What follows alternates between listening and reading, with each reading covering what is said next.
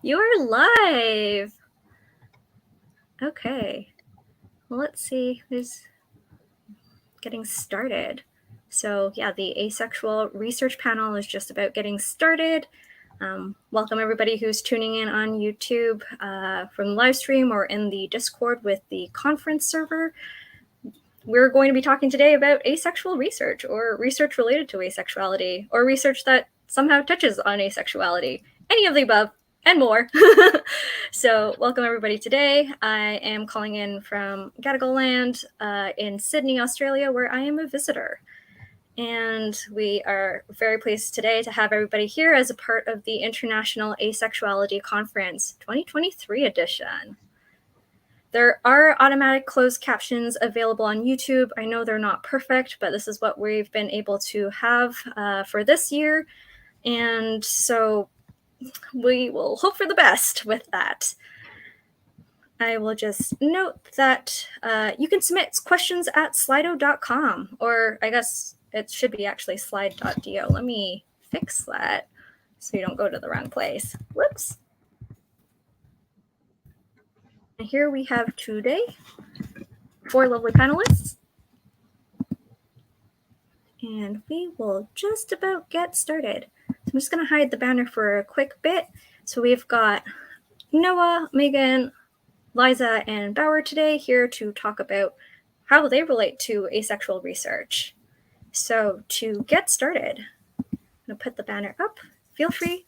I would like each of the panelists to introduce themselves, tell us a little bit about what research you do, or if you do anything that's related to asexuality, whether it's directly research, community research, what have you, and how asexuality fits into what you do research about, or collect data about, or anything like that. I will, just for ease of order, just kind of call upon people. So we will start with Noah, because Noah, you're already unmuted. Fantastic. Let me know if you're getting feedback from my microphone or anything during.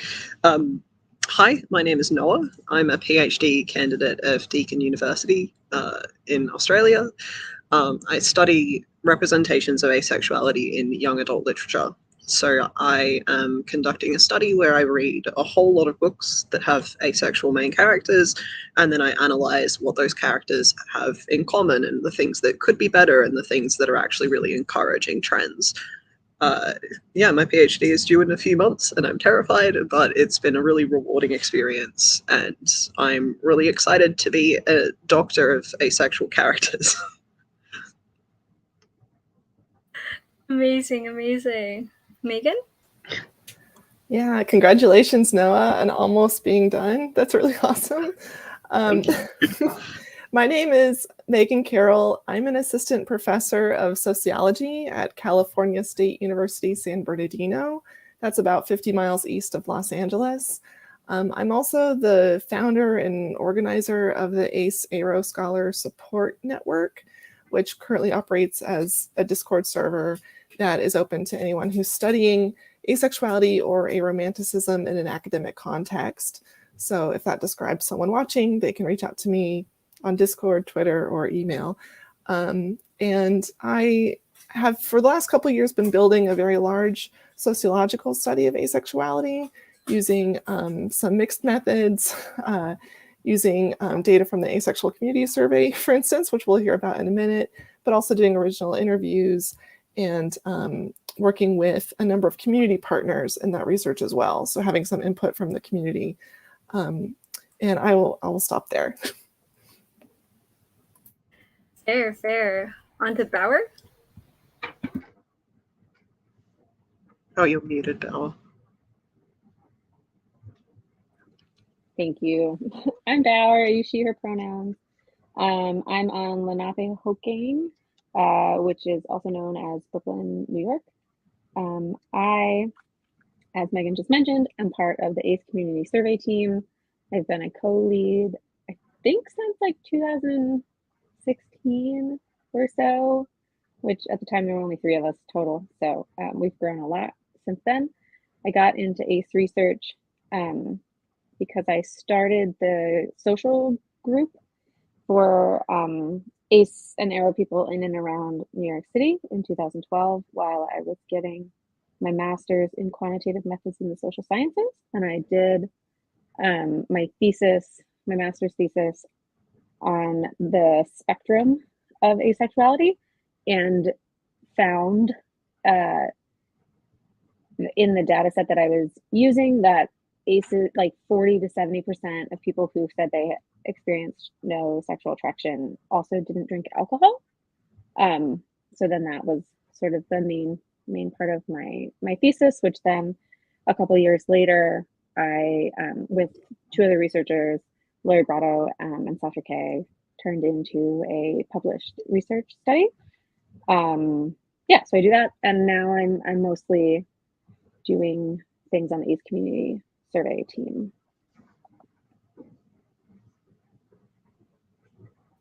Great, thank you for sharing. And Liza. Hi, I'm Liza Blake. I use she, her pronouns. I'm an associate professor of English at the University of Toronto, which sits on the land that for thousands of years has been the traditional home of the Huron-Wendat, the Seneca, and the Mississaugas of the Credit. I have two prongs to my research. So first, what I'm working on personally, and then sort of a larger project. So in my own research, I'm thinking at the moment about what it means to do asexual history, and in particular, what it means to think about ace and aro history beyond the 20th century. I work on the Middle Ages and Renaissance, and thinking about what it means to do asexual history in ways that include ace rep, but also includes more than ace rep. So thinking about, for example, the long histories of compulsory sexuality and how that looks different in the 16th century than it does today. And I have a lot of, I guess, technical headcanons, because everyone's a headcanon in the 17th century, but people I'm very convinced were ace and aro. But I do want to actually talk about my other projects, so I will move on. And if I could do this share screen. So I'm working on a collaborative project with two U of T students that hopefully you can see now. Oh dear, something went wrong. Okay, there, now you can hopefully see that, which is called the Asexuality and Aromanticism Bibliography. This is a tool we've developed to make it easier to find writing on asexuality and on aromanticism. And as you can see, it's a searchable bibliography. I pulled up these tabs so I wouldn't have to make them load very slowly. And what you can do is use this to look for writing on a variety of subjects. For every source that's in our bibliography, we've read it and we've tagged it with what we think is relevant to it. So for example, if you're a nerd like me and you're interested in thinking about history, you can either search only for things that have that tag, or you can put history in the search bar and it will search. You can see that every source has been tagged with all the things that we think are relevant to it. And so you can also use those tags to sort of explore other topics. So for example, if you're interested in thinking about history, the sort of lines between virginity and otherwise can be difficult to tell. And so a lot of our sort of historical articles think about that as well. You can hop around among different sources. You can sort of discover new things. We have 400 sources in the bibliography at the moment, and we're sort of actively adding more all the time.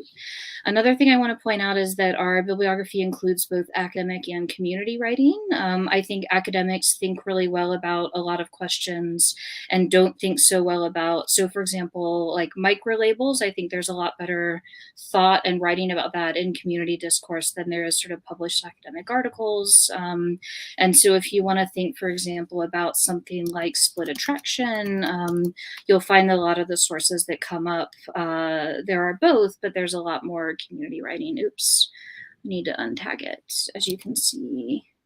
Whoop, there we go. If you want to look at something like split attraction, we have about 50 sources that are tagged with that tag. You will notice that split attraction is not in any of these titles. And so what these tags do is allow researchers to sort of find things, even if the keyword didn't make it into the title. We also, and there's more instructions on how to use it there. I just know how to use it because I built it. We also have a whole section that we call reading and teaching collections. If you're interested in getting started in sort of a subtopic of asexuality studies, we have sort of posts that we've written and invited posts on different subtopics. This one was added just yesterday on asexuality and autism, sort of 4 articles that somebody recommends if you're interested in thinking about that topic. And then they also have accompanying blog posts sort of describing the state of these fields and offering summaries of those pieces.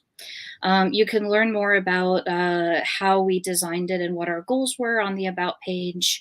You can learn more, especially about how to use the search tool on the FAQ page. And if you see a source that's obviously missing, we have a Google form that you can fill out. Or if you have any other comments, we are still in beta. And so please do feel free to contact us through the website. And that is all. I will stop talking now. We can unshare the screen.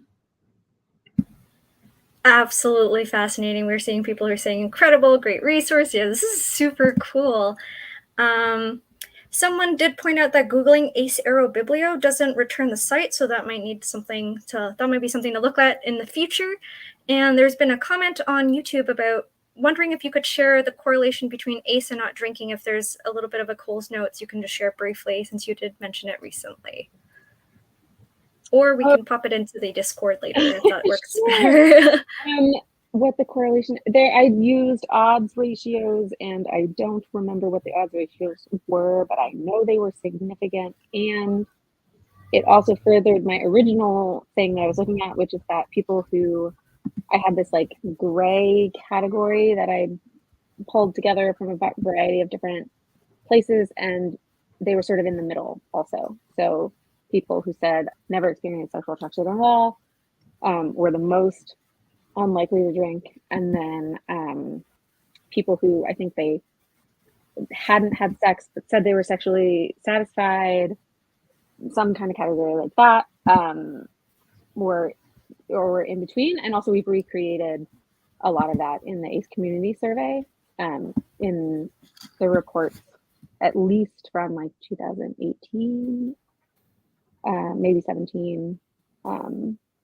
Yeah, we asked those questions again, and they were recreated. Great, thank you so much for sharing. And we will get on to the next question. Well, before I go, I will introduce myself. Hi, I'm Pat. I am the panel host for today. I don't do any research related to asexuality, but I once worked at a queer not-for-profit where I advocated to have asexuality as an option to pick for data collection. And I thought that was really important. And I said, well, if we're serving the queer community, we should also know if people are asexual or on the asexual spectrum.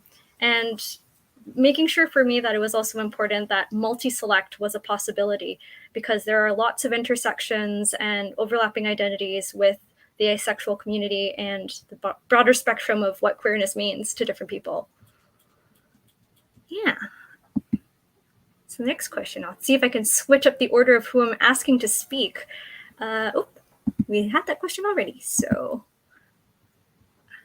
The next question is, how did you get into asexual research? Yep, I will start from there, and I will pick Megan. All right, so how did I get into asexual research? I was working on my PhD in the sociology of gender, sexualities, families. Those are kind of my 3 big areas. And I was just finishing my PhD when I found something online, I think through NPR, that made me realize, oh, I'm asexual. And it unlocked so much of, my life and trauma I'd been through. And I was really frustrated that I had not learned anything about asexuality through my entire undergraduate, master's, PhD program. I was in grad school a long time. It never came up. And so I felt really strongly that I had an opportunity to do something about that, because I was finishing my work. I was about to start a new job. I was finishing a dissertation. And so I had funding to start a new research project. And I felt that, well, I can actually do something about this. And that's also when I started to seek out.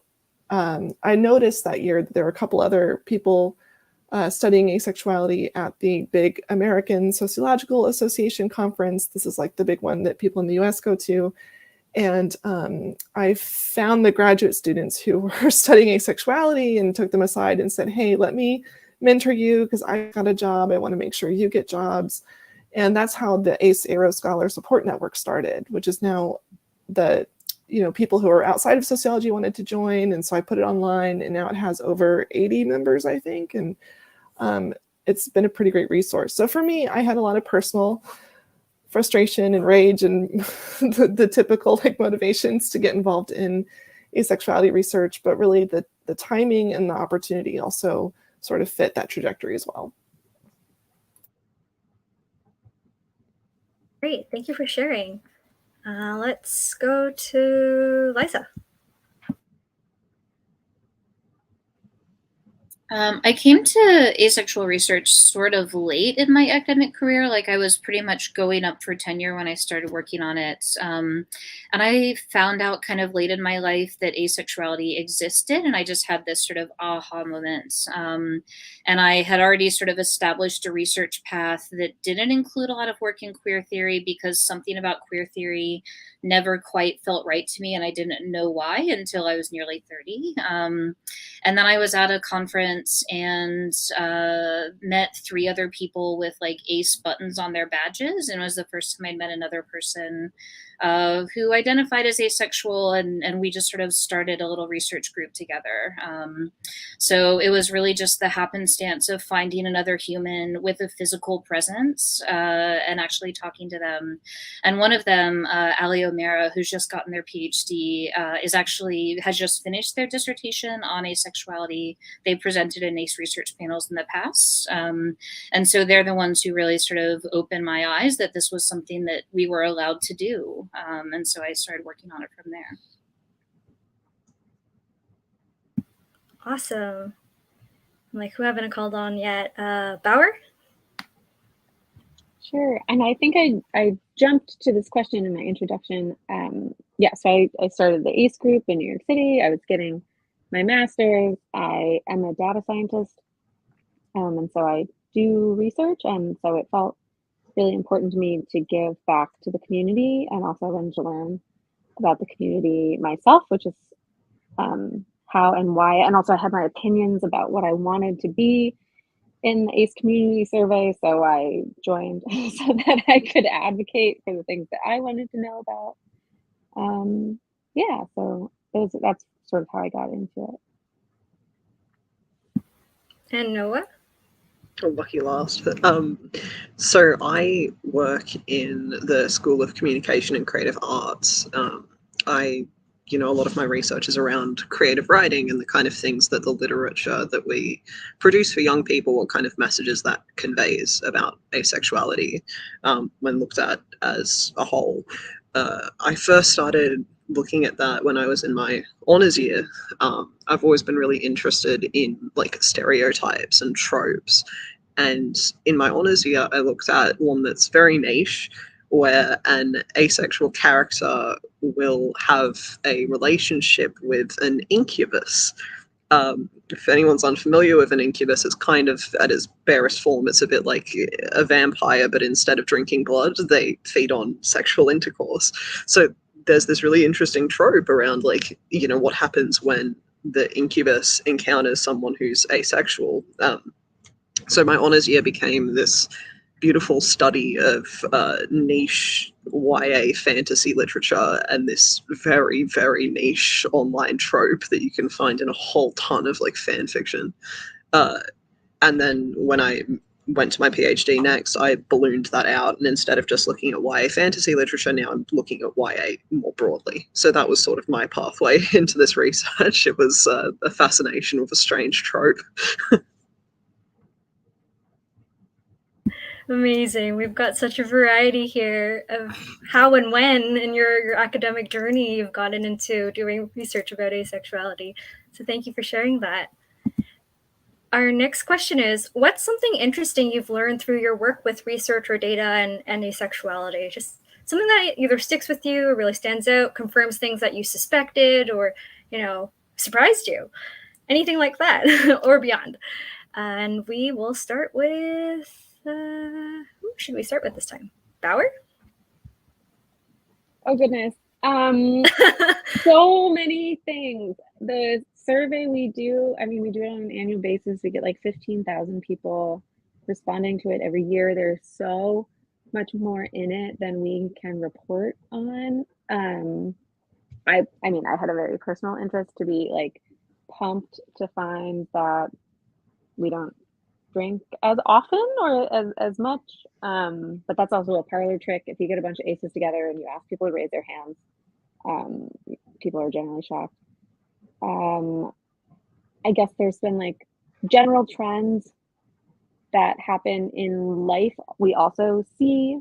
So we have like a whole section on negative experiences. Those sort of like track with how the world is. So people of color have a worse time for sure.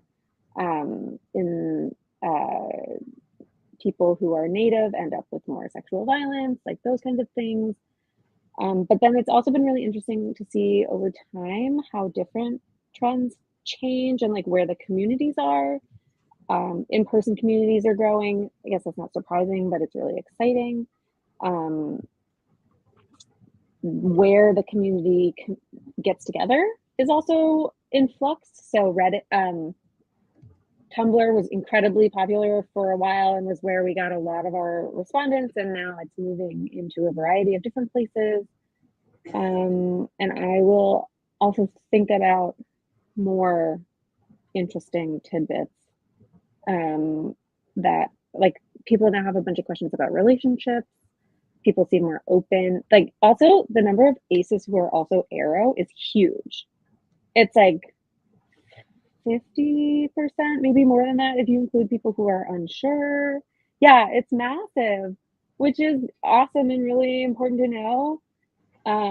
Relationship structures are not the same as the rest of the world, and for allosexual people or alloromantic people, because we have different desires and needs and things like that. So I'm gonna probably go look some stuff up on the side while everybody else is talking. But yeah, there's a whole bunch of stuff.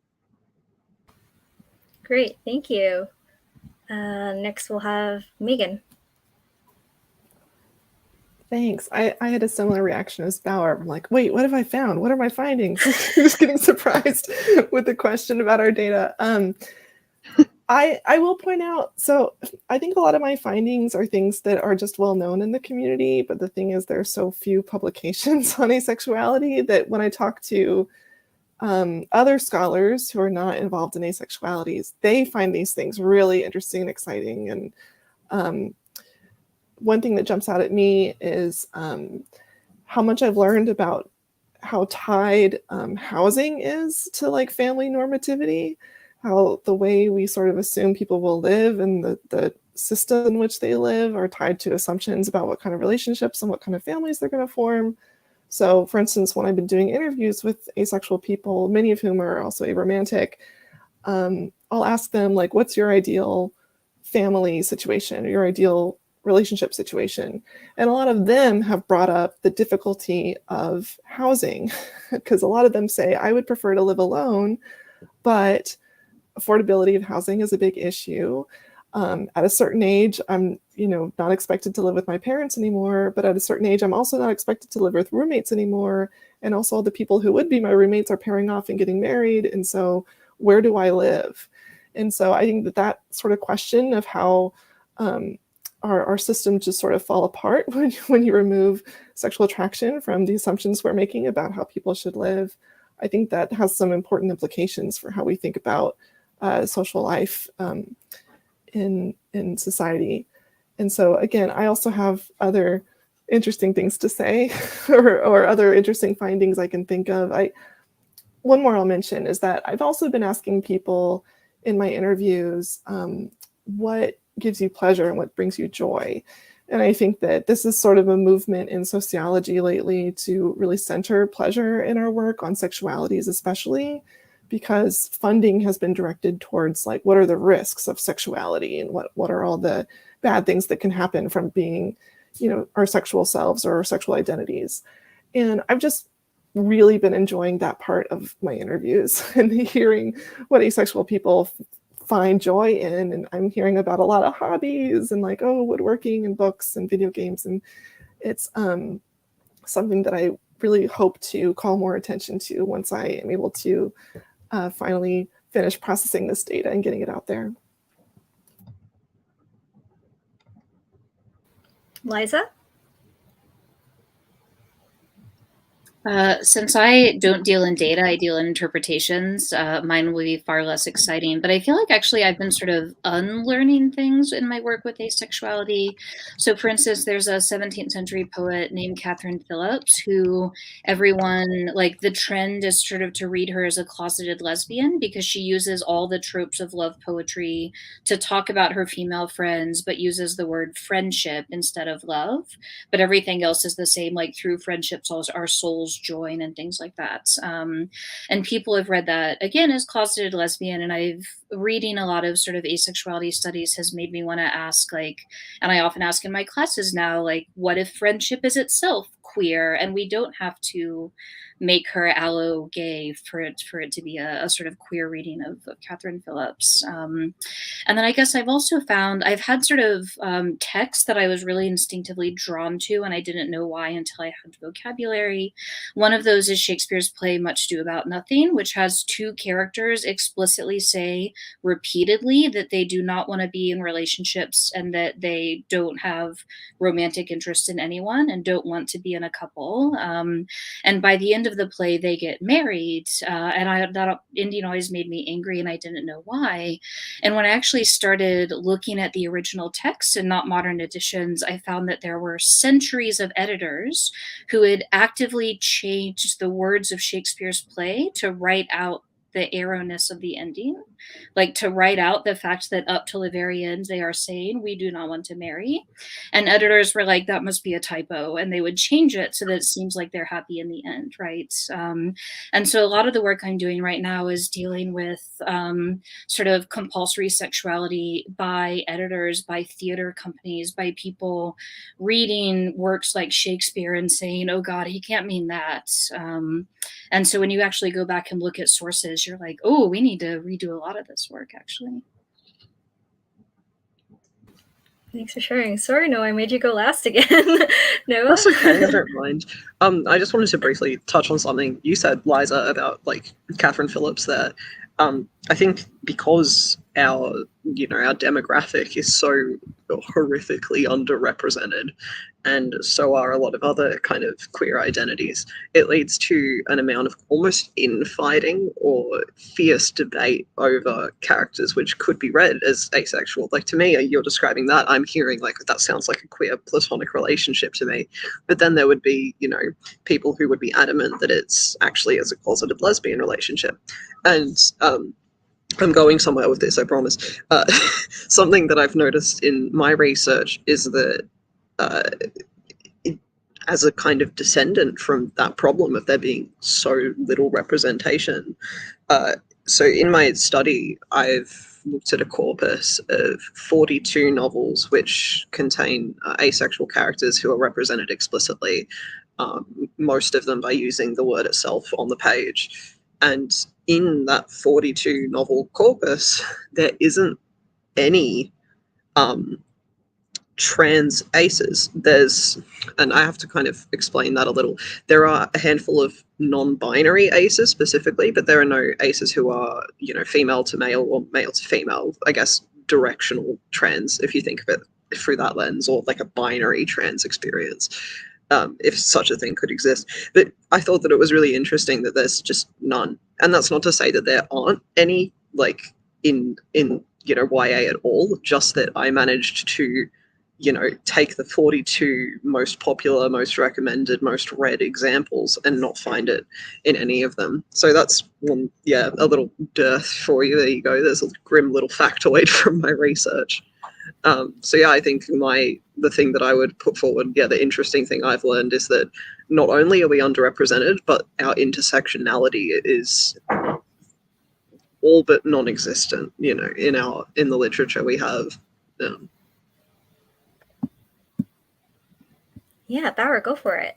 Yeah, that brings up a thing that is, I guess, to me, baseline and very well known. So I didn't mention it when we talked about what was surprising about research, but a thing that we find over and over and over again is like 30% of the ACE respondents we get are non-binary in some particular identity.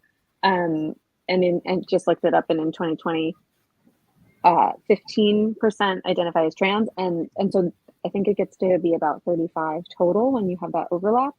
But the non-binary group is so much bigger than people who specifically identify as trans. And in terms of the gender breakdown, that's more than men. So we have like people who identify as women, then non-binary, then people who identify as men. So to me, it's just like, oh, of course, everybody knows that, but perhaps not everybody knows that is. No, that's a good. Thank you, Bella. Yeah. to volley with you a little bit there. Sure. There is such an overlap, like between trans people and ace people. I think if I had to put words to it, it's probably because if you're willing to kind of look inward and figure out that you're either trans or ace, you're probably more likely to figure out both than just one. Yeah. But there's a paper that I would recommend for anyone who's interested in this area. It's called Gendering Asexuality and Asexualizing Gender by Christina Gupta. I'll track down the full-length citation and drop it into the YouTube chat, but it's a really good read about that kind of, that place in the middle of the Venn diagram.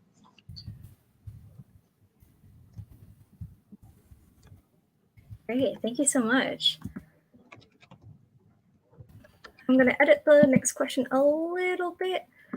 Actually, no, I'm just going to leave it. Too much. Okay, so this is a question, and I'm going to read another bit kind of tacked onto that. So what has it been like getting backing for ACE research, whether it's institutional funding, publishing, any advice for navigating these arenas for budding ACE researchers? And just kind of, if you want to add to that as well, just navigating working on something like this and being part of the community and doing that within institutions and academia. If you want to speak to that, or just even community spaces. Yeah, we will start with Liza. I have a lot of thoughts on that. I mean, so I've now taught 2 classes on early modern asexuality, so sort of reading Renaissance literature alongside asexual studies. And so I found both students who are working on the bibliography that way, like that's one way students will like search asexuality in search catalogs and find you, is what I've discovered. And so it's nice to sort of have an opportunity to be able to work with students on that. And the Asexuality and Aromanticism bibliography is funded by the U of T. In particular, the Critical Digital Humanities Initiative was offering chunks of money to people to develop something over the summer. And we, Jenna McKellips and I, the project co-lead, just sort of developed this over the summer, and we're still building to it. So we did find some funding. That's the good news. The trickier news is that it can be hard to sell. Like early modern studies, my sort of home field, has a really robust relationship to queer theory and has for decades, and almost nothing on sort of non-sexualities or asexualities. And so when you're trying to position your arguments, you have to sort of carefully toe the line between all of you need to stop just assuming someone's gay because they don't want to have sex with the opposite sex, right? So sort of thinking about possibility without dating the decades of scholarship that have gone before. And so it is sort of careful. Yeah, you have to be careful sort of towing that line between pointing to exciting new futures on the one hand, and then not alienating everyone that you think should be in your community, but has just sort of ignored you so far on the other. That's been my experience. Thank you for sharing that. Megan? Yeah, I think about this a lot because I am really a big advocate for graduate students and want to see more asexual research, which means allowing more graduate students to get jobs and get into the academy. the thing about academia is the people who are reading your job applications, who are reading your grant applications, usually know nothing about your subfield and then even less about your topic.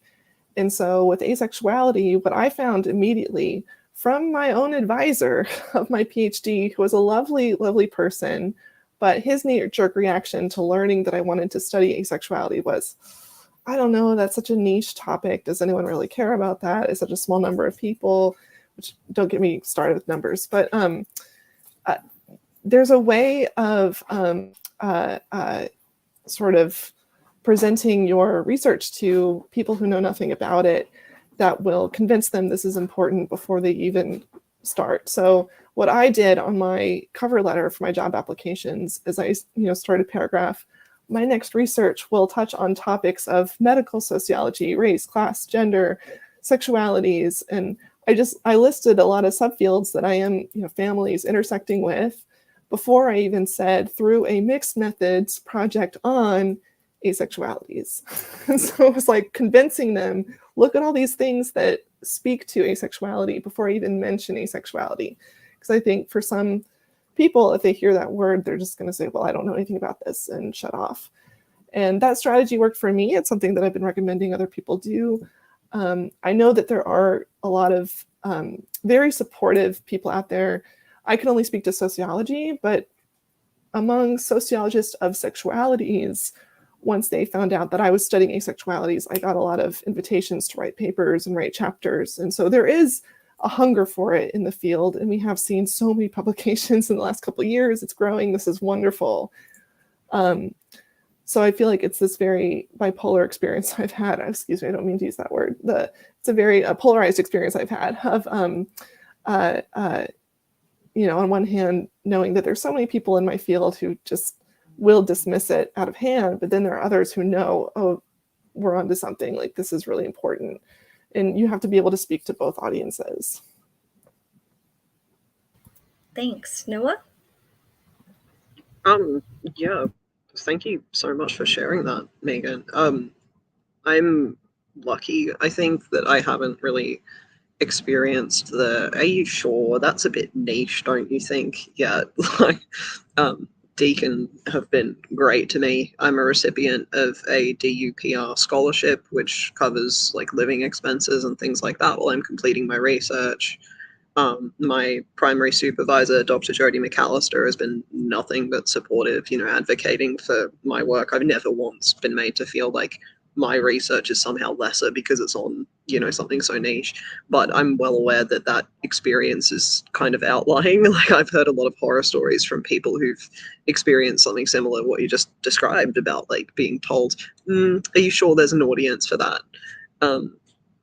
Yeah, especially from, some of the researchers I know who are, women of color who've written about things like, representations of Black asexuality, and have been told, like, well, that's very niche. Are you sure you want to write about? No one's going to read that. And you think, well, the reason that it needs to be written is because it's niche. That kind of intersectional representation is probably the most deserving of attention, I would have thought.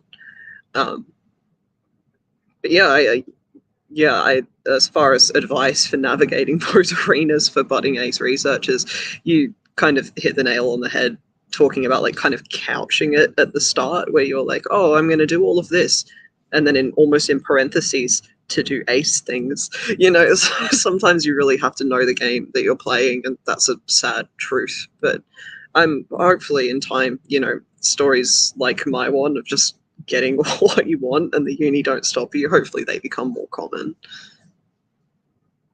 Thanks. And I know while Bauer, the ACE census isn't quite academic in the same way, maybe talk a little bit about how you get support to do it.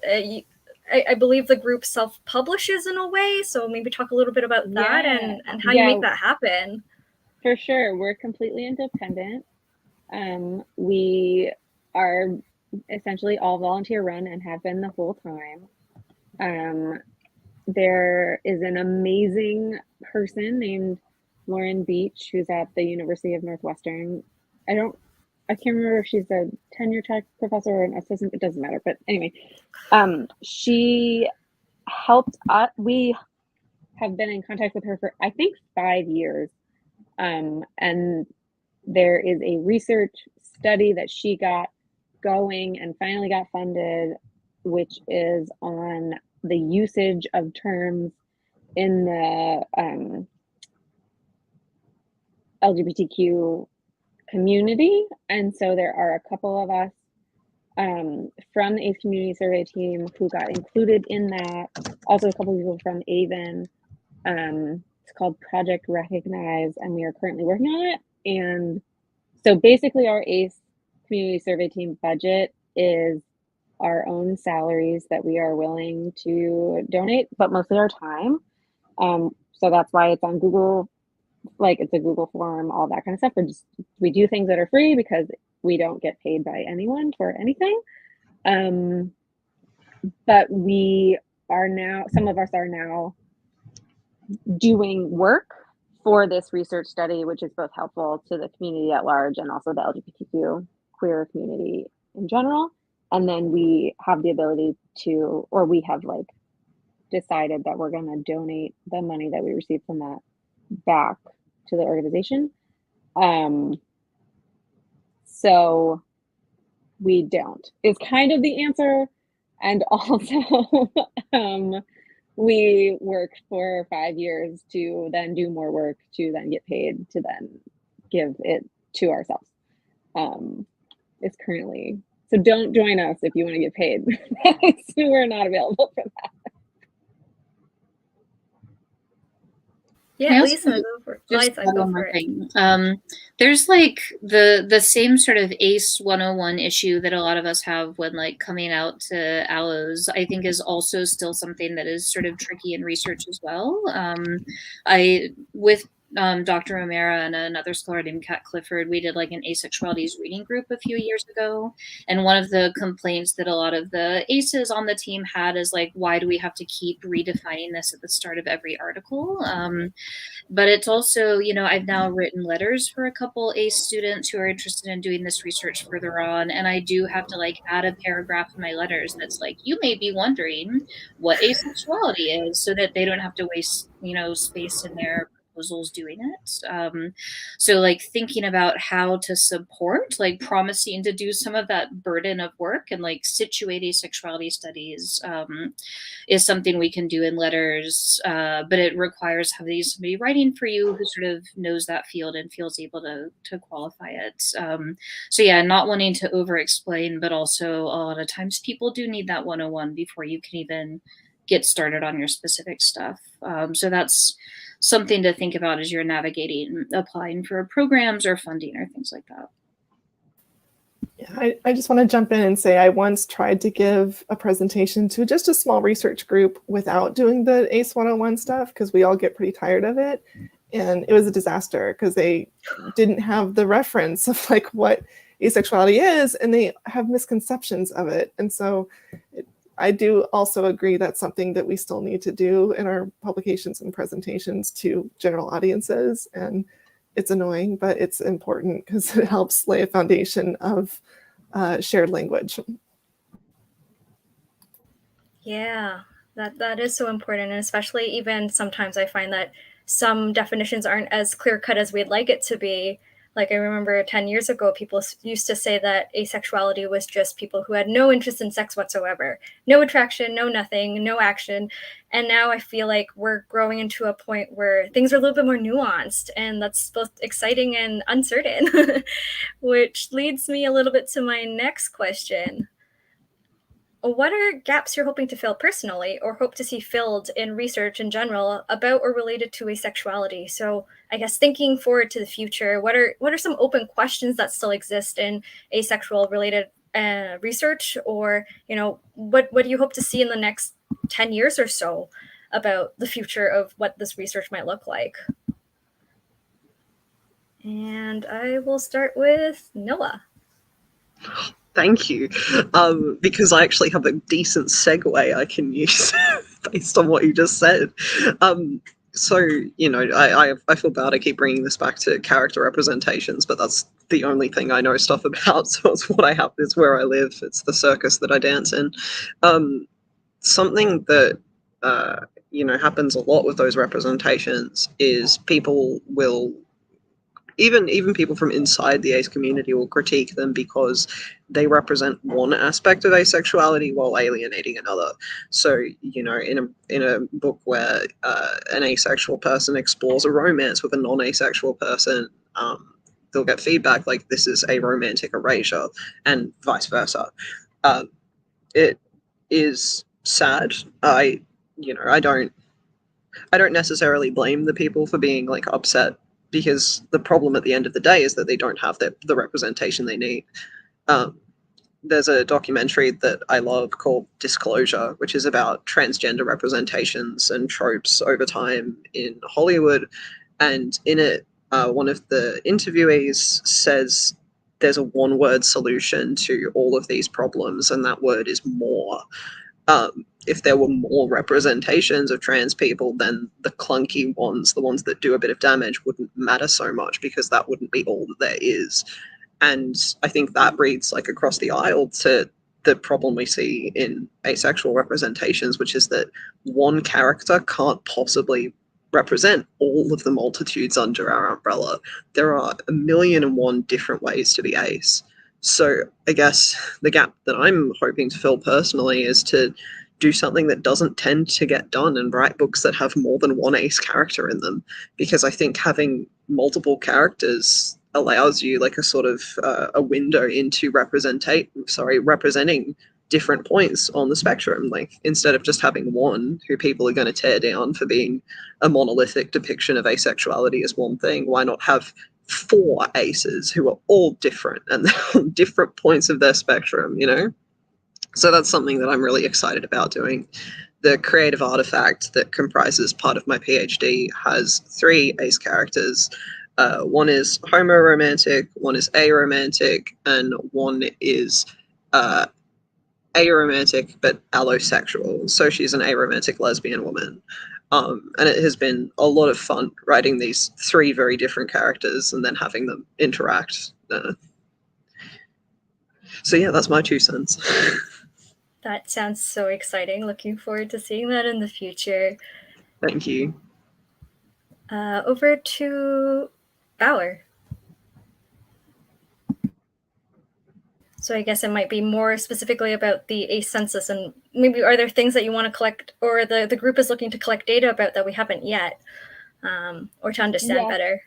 For sure. I am going to do such a disservice to what the team would want, because there's so many things. And we also take, this is just a FYI for anybody who's ever going to take our survey and you have your own questions, is that when people write in the questions that they have, we read every single one of those things and we consider all of them, and we take the ones that are most popular and we put them in their survey the next year. So we like rotate which things.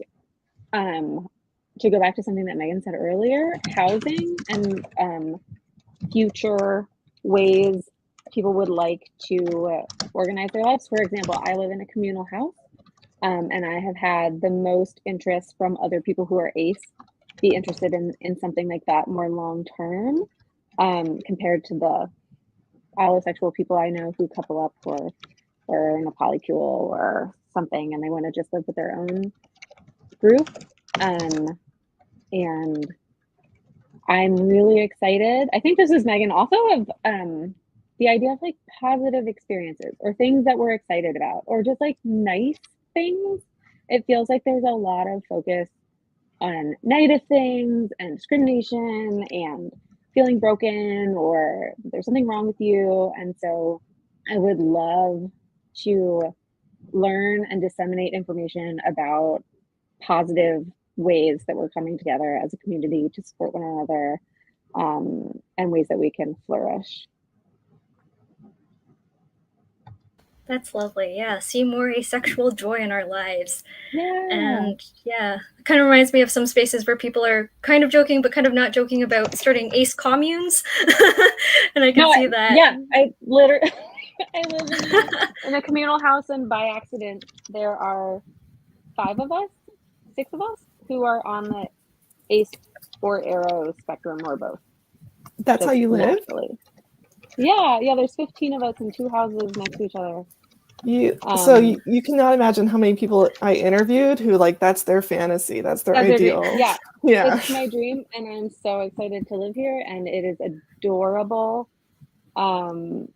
Yeah, and a bunch of us happen to be ace or arrow or both, and there's also another ace. They call themselves the Ace House in New York, because they found each other through our meetup group and then all lived together. There's 2 of them for a while, and so yeah, long-term life structures that are a little bit outside of what is expected, I think, fit in a way that's really nice. That's lovely. Over to you, Megan. What are some gaps you're hoping to fill or see filled in research about or related to asexuality? Well, I saw a similar question on this Slido about what are the big open questions in your field. And the first thing I want to say is just that everything is still an open question, at least in sociology. There are no fully answered questions, except maybe the fact that asexuality exists. We've established that. But there are still actually open questions about how should we define it and how people try and oh, I'm sorry, did I freeze? I'm back. Okay. There's still a lot of open questions over how it's defined. And so, yeah, I think if you have an interest in asexuality and you're watching this, maybe you're, a student or you're in college and you're thinking about really right now, it's still a very open playing field. And whatever you're interested in, you can probably find a way to study it. For my research, I am really interested in how the expectations of families and relationships are fulfilled for people who are asexual. So what kind of support systems do asexual people rely on? And especially how this intersects with other inequalities like disabilities. If you have someone who's performing care work as part of a family, well, when the sort of assumptions of family don't hold up, how do they find care? I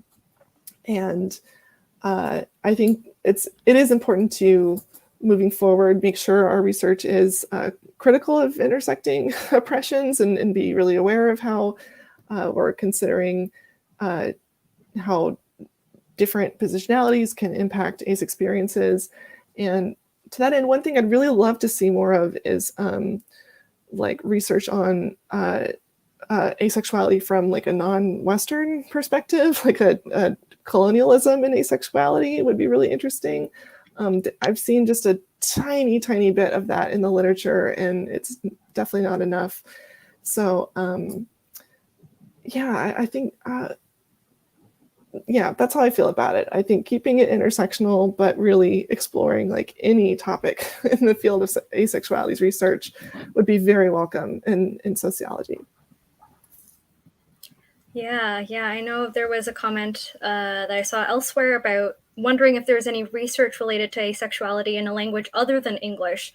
So I'm assuming all of you do mostly work in English. I know the ACE census did get translated to a few different languages, so that's very exciting as well in terms of access and the ability to have exposure to that. But I know some of the challenges is finding the language for it in other languages and how do you translate it in a way that is meaningful for the community. And I know some communities are looking for ways to come up with language that works in their language around asexuality that is not just transliteration from English. But over to Liza.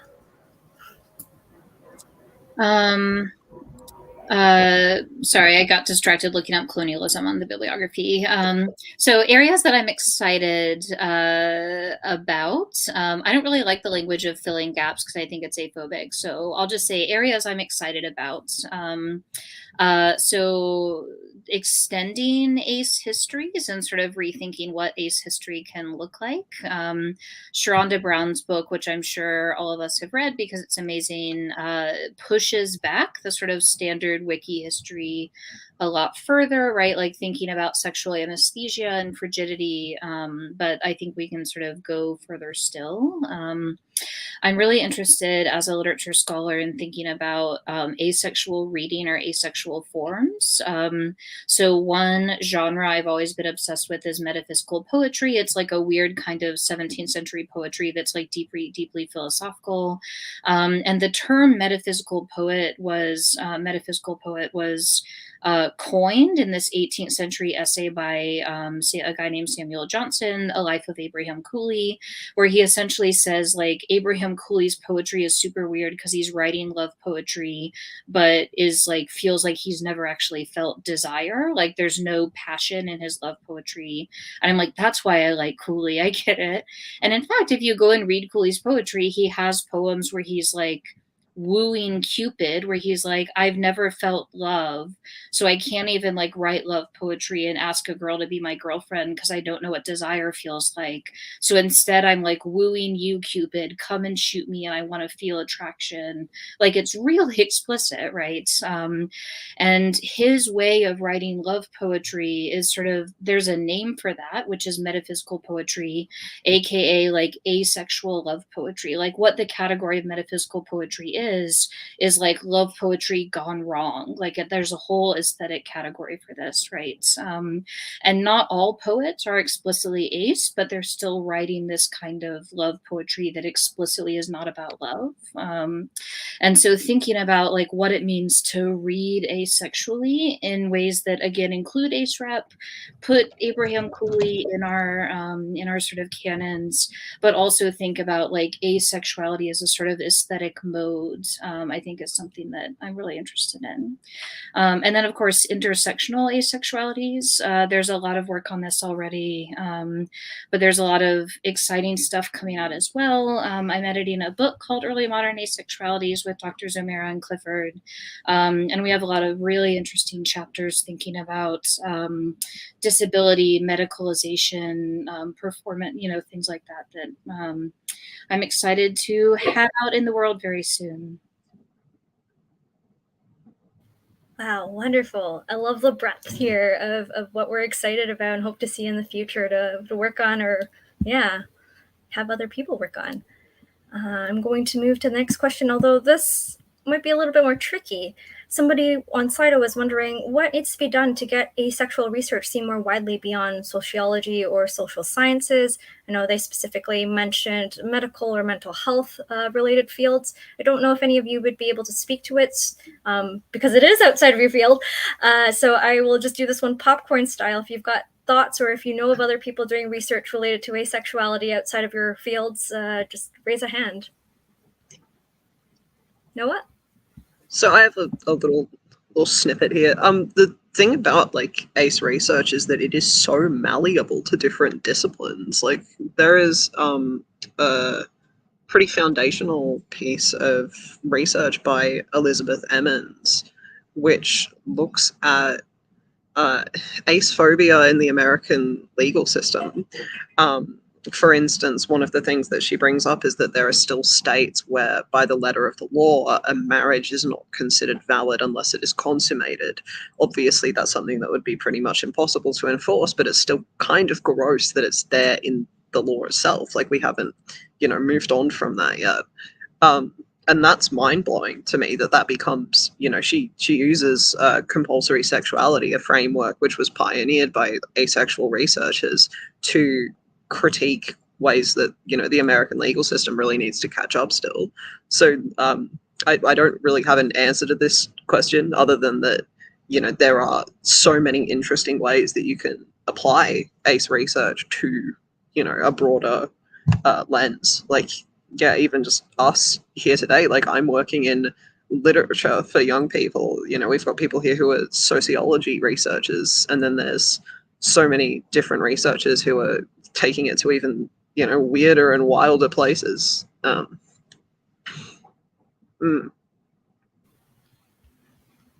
Thanks. Anyone else? I can for sure speak to the mental health part.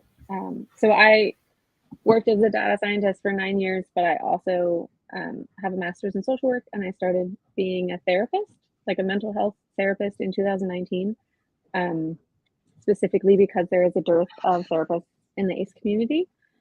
And so that's something that I'm personally interested in. It's something that we ask and have been asking about. We ask about some physical aspects of life and also mental aspects of people's health and things like that. And so we're trying to make sure that we have a record of that kind of information, but branching out into medical research, I personally can't help with, but I can absolutely direct people towards some amount of information that says, like, here's a basis for a reason why this should be studied and should be looked into. I would desperately hope that the first medical research papers that come out are not about our hormone levels. That seems to be the most popular thing to ask. I do actually think that that has some basis for being debunked, but it would be really interesting to see some other things. Thanks for sharing. Anyone else? Liza? I guess, I mean, this will not be useful, I suppose, but I have a couple times met someone who tells me that they like focus on educating medical professionals to be responsive to queer communities. And they sort of talk about how to combat homophobia. And every time I ask, like, what about asexuality? And they give me a like deer in the headlights look. And the first time that happened to me, I actually went on to Megan Carroll's Asexual Scholars community Discord. And I just said, I met someone who needs like a resource dump. What would you recommend? And they immediately gave me a resource dump, and I emailed him later. And so, like, even one at a time, like if someone is already sensitive to queer things, they might not have considered asexuality, but they would be very receptive to it if you're able to share resources. I will also say, like, I'm not really in the sociology or social sciences, but if you are someone who is at a university who is in a position to lead classes, I think it makes it especially legible to have it in a course title. And the students, I did get a lot of like identifying as a student in my class, but I also got a lot of students who said somebody in my class, somebody in my social circle identifies as asexuality, and I want to sort of learn more about the identity. So that is not a position that everyone is in, but if you are in a position, it's a great way to sort of spread the word. Great. And Megan, I saw you did wave your hand just a second after. Yeah. No, I looked up the Asexual Scholar Support Network Discord, and I did notice that we have 11 members who checked the STEM box. So I think I have been surprised by the breadth of fields and disciplines that have drawn people, or people have come from, to the network. And I think the mental health piece, I agree what everyone else has said. My own therapist keeps telling me to write a book for therapists. I'm like, I don't think that's really my job, but I feel like people know that there's a hunger out there for that kind of thing. And in addition to what Liza was saying about teaching and education, this question is a big reason why I also used community engaged methods in my research, because I wanted input from the community and wanted to consult with them on what would help the community.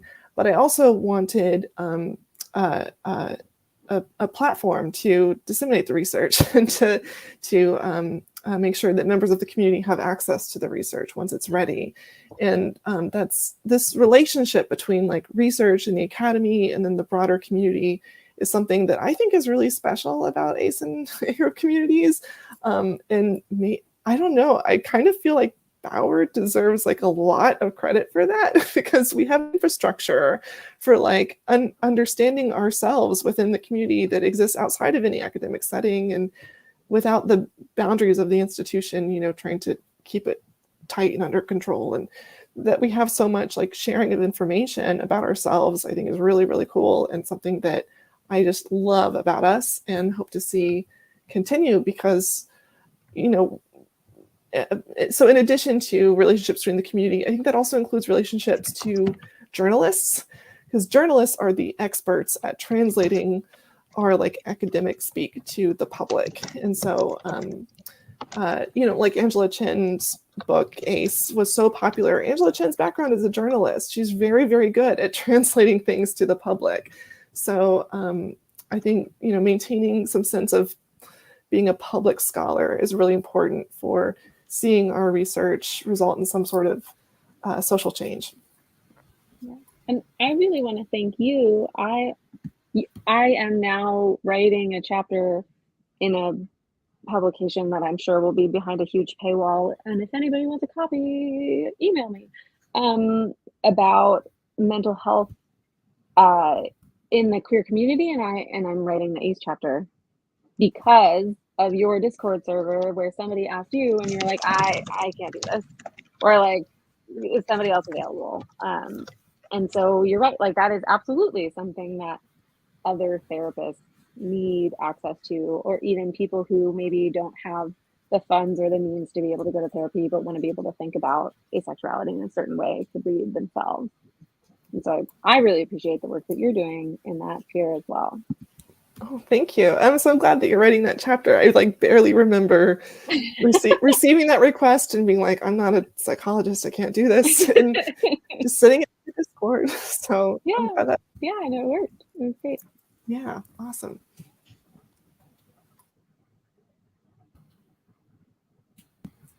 Yeah. Okay. Yeah. On to the next question. So I'm going to change it up to, what tip would you give somebody hoping to get involved with or wanting to support research or data collection or what have you related to or about asexuality? And I'm going to start with Bauer. I mean, I guess if you request our data and you're not going to sell it, we generally say yes. We take out everybody's like written responses, so it's all like de-identified and all that kind of stuff. So if you know how to do stuff with data, it is available, particularly to members of the community, and also if you're particularly interested, like our team is now international, so many different like countries and identities, and we're all volunteers, so you know, you just come hang out. But yeah, like people who want to learn how to code, or they want to learn how to do analysis, or they want to write things and they want to think about that kind of stuff, like that's who we are, and that's why we do it. So you can hang out with us, I guess is my answer. Liza? Oh, sorry, Megan, go for it. Yeah. No, sorry. I'm so sorry. I just want to jump in and respond to Bauer's plug to join the ACE survey volunteer team. I did it for 1 year and it was really amazing and so well organized. I was so impressed. But then I learned that if I'm publishing using the data, it's actually best that I'm not on the survey team. So that's something to keep in mind for people watching. It's like an IRB thing. It's a long story. But if someone just wants to be involved but isn't planning to do like academic peer review publishing with the data, then yeah, that'd be great. We are also getting IRB approval this year. That's like a you lot are? Of oh, that's so exciting. Yeah. That makes a big difference. Yeah. Okay. No, it's really, we had like, we're exempt before and we're like, that's not good enough. We have a lot of researchers who say like, we keep getting rejected because it's not seen as like good enough or whatever, even though it's fine. Anyway, so yes, that is what I am personally most focused on doing for the ACE congratulations. That's great news. Maybe I should join again once y'all get it. So you're doing great work. For the audience who might not be familiar, what is IRB, or a little bit about it? What does it stand for? It stands for Institutional Review Board. And what they do is they protect human subjects from being harmed by research, but they tend to be extremely bureaucratic, and sometimes the changes they want you to make to your research don't actually protect anybody. And so it's really difficult to get IRB approval, but it's something that social scientists have to do before collecting data if their work is going to be peer reviewed. Yeah, and so this is why it's incredibly exciting that we're working so closely with Learn Beach and the project recognized team and people at Northwestern, because they are helping us submit through their IRB to get approved. So that's like our first page when it says like, there is no benefit to taking the survey, and also if you don't feel comfortable, you can stop taking it, and the overall consent information. So hopefully we are not causing any harm, but it is also a survey, and we ask for no personally identifiable information. So honestly, it looks just like an IRB approved survey because you include resources. Like it's very, very clearly like crafted with careful thought. Totally. That's nice. And so I would just add that anyone wanting to support research can also take that survey and take other asexuality surveys that go out, and that really helps researchers a lot. Yeah. Megan, is there anything else you would add before I move on to the next person? Support public education funding is my big one. If universities are not funded well, they can't offer jobs to people doing this kind of research or can't fund the research. And where I work in the United States, like it all comes from tax dollars, and it's just been slash since the 70s and 60s. And so, I think that's sort of just the baseline support, tax dollars going towards research in universities and education. Liza? Well, I mean, so if you are sort of in the academic track, I would say that even though there are not a lot of classes that are being offered explicitly about asexuality, there are lots of ways to like incorporate it into classes that already exist, right? If someone's teaching a Shakespeare class, like do an ace reading of one of the plays, right? You can sort of find ways to make it legible to teachers who maybe wouldn't have thought of it before. In terms of ways to support it more broadly, if you are interested in contributing to the Acero Biblio, Pat, if you could just share the screen one more time. Again, we have two different ways of contacting us on the site itself. There is a lot of stuff that we are missing, especially in terms of community writing. We each sort of added our own favorite pieces, but there's a lot that we're adding all the time. So if you think there's something that we really need to add, then please do let us know. And then also contact us if you have ideas. This is meant to be a resource for both academics and community members, people interested in learning more about these two identities. But at the moment, it's run by 3 very busy people who add things in their free time. So the more that you can help us sort of populate it, the more robust of a resource it will be in the future. And Noah? I guess my tip would just be to read as much as you can. If you can get your foot into the door at a university, again, you don't have to study asexuality specifically. If you go to do anything at all, you'll be able to access their library, and through that, you can just read everything you like. And then, see what the thing you read is referencing, see what like the common, reference points are, and then read that, and then follow that. That's how I got started here. And yeah, basically tumbling down that rabbit hole of research is definitely the first starting point. Thanks. And we do have a question from someone on the YouTube comments about where do you find these surveys asking for ACE perspectives? Where do we find the ACE census? Where do we find research studies that are asking for ACE participation? If anybody might be able to. Probably. Would I be right in thinking AVEN, the Asexuality Visibility and Education Network? That would be my first port of call. Yeah. AVEN, Tumblr, Instagram, Reddit, in sort of like ACE threads of those places for sure. And then, I guess I also send research requests I get to my ACE meetup group for ACES NYC. I think there's Facebook groups also, probably. Yeah, I personally tend to use Twitter to put out requests for participants, and I will be doing another round looking for participants soon. So if there are any ACEs over age 60 or Indigenous ACEs who want to participate in research. Those are 2 groups that I'm looking to interview soon. But I know that it's difficult when social media has become so fractured, but I have noticed, am I right, Bauer, that the ACE census, or excuse me, ACE community survey goes out around ACE week as well? So if you look for like the ACE hashtags during ACE week, you can find it.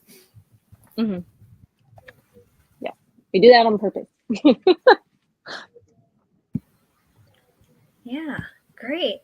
And we're getting close to the final bit of our panel here.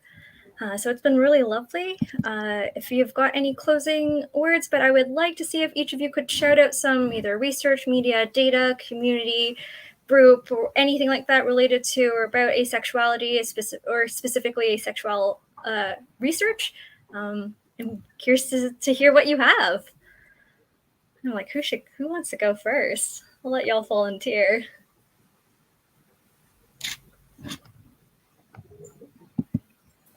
So go ahead. No, you talk first, go ahead. Okay, fine. I failed to mention something about a topic that came up later, so I'll take this opportunity to plug my fellow co-author sociologist, Canton Weiner. They've written about gender detachment in asexual communities as a phenomenon that sort of drives this data we're seeing on a lot of non-binary folks who identify as asexual. Canton is the job market this year, and so I'm just excited to see where they go.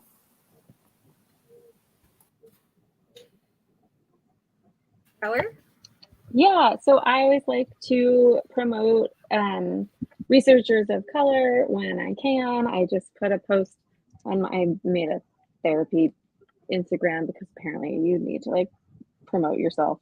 But anyway, I made a post for Black ACEs to learn from for Black History Month, which just ended. And we already, I think, Liza, you mentioned Sharonda J. Brown, who is phenomenal. Compulsory sexuality, a Black asexual lens on our sex-obsessed culture. And I'd also love to shout out Iana Hawkins-Owen, who has written papers such as Still Nothing, Mammy, and Black Asexual Possibility, as well as on the racialization of asexuality. And I know there's also some writings on feedism with asexuality as well. And Jasmine Stork, whose PhD thesis is Asexuality in Avengers fan fiction, a mixed media folklore study, which is amazing. Fun. Yeah.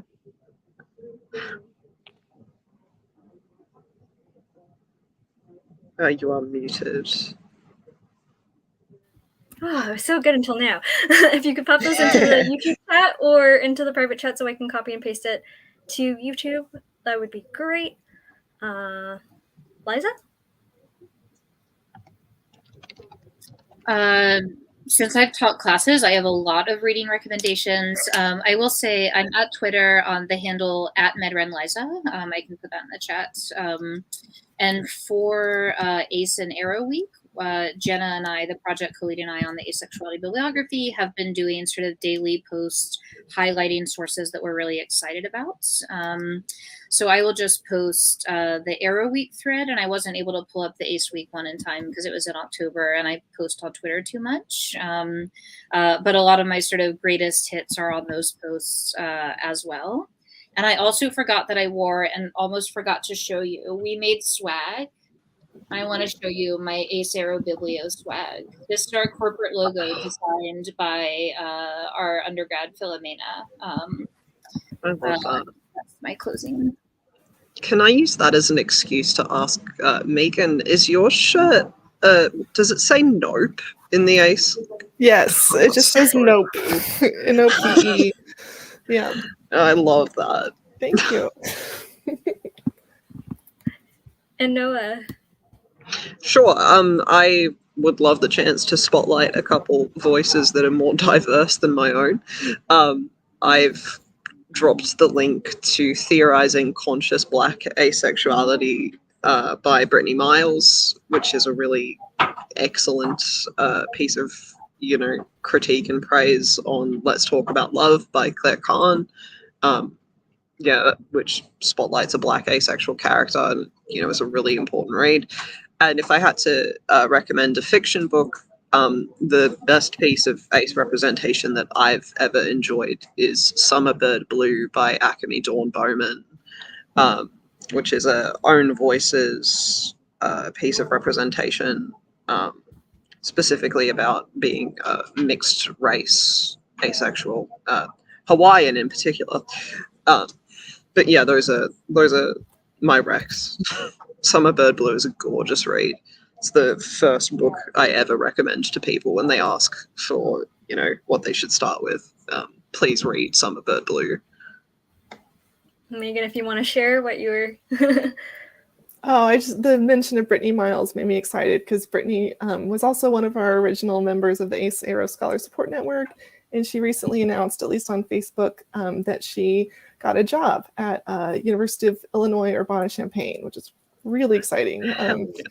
So I think I have a couple other publications I would recommend, but I think what I'll do is I'll post my reading recommendations into the Discord because I don't have the links with you right now. Sounds good. I believe we're also compiling them, and we'll be putting that out in some way, form, fashion later on in this conference. So we're a little bit over time. Sorry about that. But I just wanted to say thank you all to all of the panelists for your time, your energy, your thoughts, and sharing today. And also for everybody who's been tuning in YouTube right now live and in the future watching this video. Thank you so much for being interested in this and supporting with your time and energy as well. And that is it for today for this panel. Thank you, Pat, for moderating. You're very welcome. And we will end the broadcast now. Okay.